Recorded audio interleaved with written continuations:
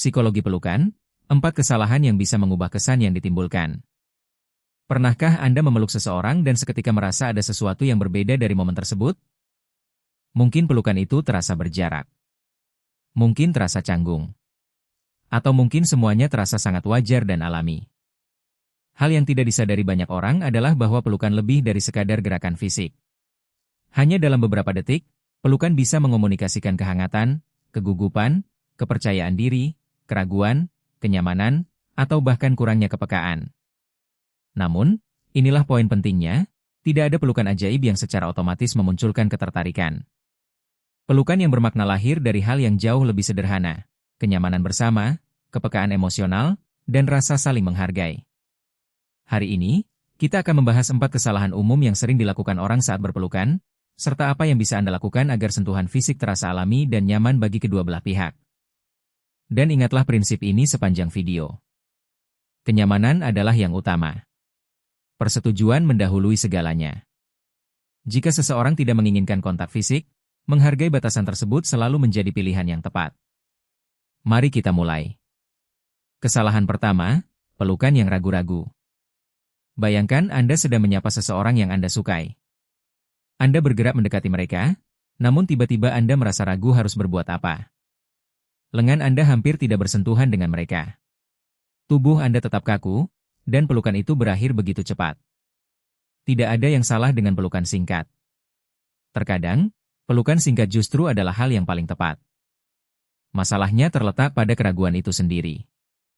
Saat Anda terlihat gugup atau merasa canggung, orang lain terkadang bisa merasakan ketegangan tersebut. Alih-alih terasa hangat dan alami, interaksi itu justru bisa terasa kaku dan canggung.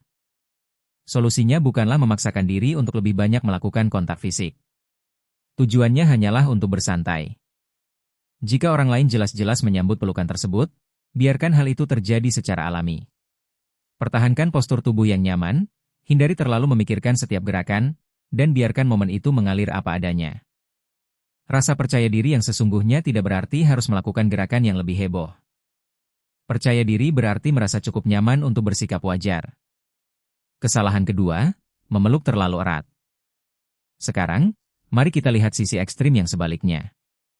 Ada orang yang beranggapan bahwa pelukan yang lebih kuat menunjukkan perasaan yang lebih dalam. Namun, intensitas fisik tidak serta-merta menciptakan kedekatan emosional.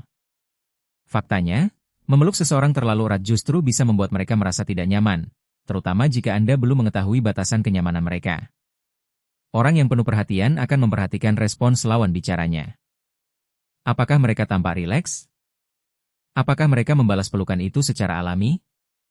Apakah mereka tampak berusaha melepaskan diri? Isyarat-isyarat ini penting. Jika seseorang merasa tidak nyaman, tindakan yang menunjukkan rasa percaya diri bukanlah dengan terus memeluk mereka lebih lama, melainkan dengan memberi mereka ruang. Itu adalah bagian penting dari kedewasaan emosional. Rasa percaya diri bukan tentang mengendalikan interaksi, melainkan tentang memiliki kesadaran untuk menghargai kenyamanan orang lain. Kesalahan ketiga, tidak fokus, terdistraksi. Kesalahan ini jauh lebih halus. Tubuh Anda mungkin terlibat dalam pelukan itu, tetapi perhatian Anda tertuju ke tempat lain. Anda sedang memikirkan ponsel Anda. Anda sedang melihat-lihat sekeliling ruangan. Anda sedang cemas memikirkan apa yang harus dikatakan selanjutnya. Atau Anda hanya sekadar menunggu momen itu berakhir. Gerakan fisiknya mungkin tetap terjadi, tetapi koneksi emosionalnya bisa terasa sangat berbeda. Coba pikirkan perbedaan antara seseorang yang menjabat tangan Anda tanpa perhatian penuh dengan seseorang yang menatap Anda, tersenyum, dan tampak benar-benar senang bertemu dengan Anda. Tindakan fisiknya serupa. Namun, pengalaman yang dirasakan berbeda. Itulah sebabnya kehadiran diri sepenuhnya itu penting. Jika Anda sedang berbagi momen kehangatan, hadir dan sadarilah momen tersebut sepenuhnya. Singkirkan hal-hal yang mengalihkan perhatian. Rilekskan tubuh Anda. Perhatikan orang yang berdiri di hadapan Anda. Anda tidak perlu berpura-pura menunjukkan rasa percaya diri. Anda hanya perlu hadir secara tulus. Pendekatan keempat, tenang dan alami. Jadi, seperti apa sebenarnya pelukan yang sehat itu? Tidak ada satu rumus yang sempurna. Pelukan antara pasangan romantis bisa jadi sangat berbeda dengan pelukan antara teman dekat atau anggota keluarga. Namun, ada beberapa prinsip yang berlaku hampir dalam segala situasi. Pertama, pastikan ungkapan kasih sayang tersebut disambut baik. Kedua, lakukan pendekatan secara alami, bukan secara tiba-tiba.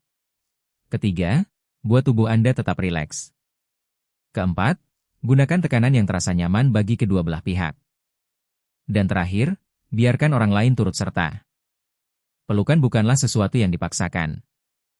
Pelukan adalah sesuatu yang dilakukan bersama oleh dua orang.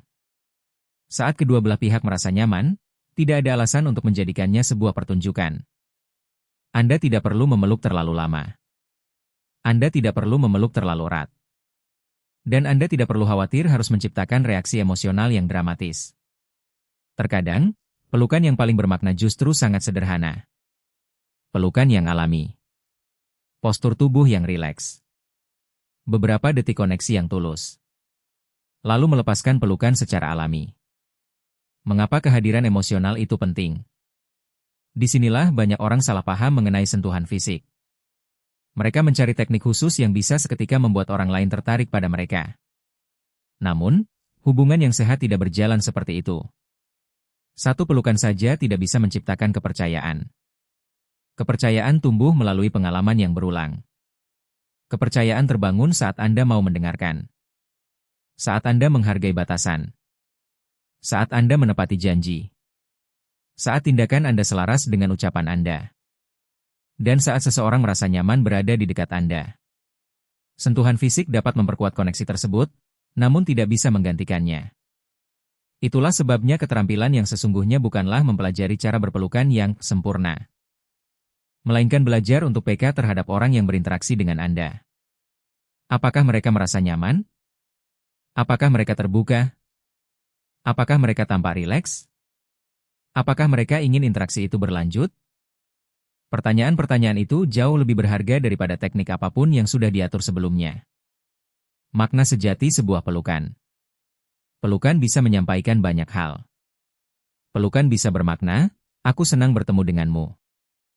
Pelukan bisa memberikan ketenangan di saat-saat sulit. Pelukan bisa mengungkapkan kasih sayang tanpa perlu sepatah kata pun. Namun, maknanya bergantung pada hubungan, situasi, dan yang terpenting, kenyamanan kedua belah pihak. Jadi, jangan berfokus untuk mengendalikan perasaan orang lain. Fokuslah menciptakan interaksi di mana kedua belah pihak merasa dihargai dan bebas merespons secara alami. Seperti itulah wujud kepercayaan diri yang sesungguhnya. Bukan tekanan. Bukan manipulasi. Bukan pula upaya mengikuti rumus rahasia tertentu.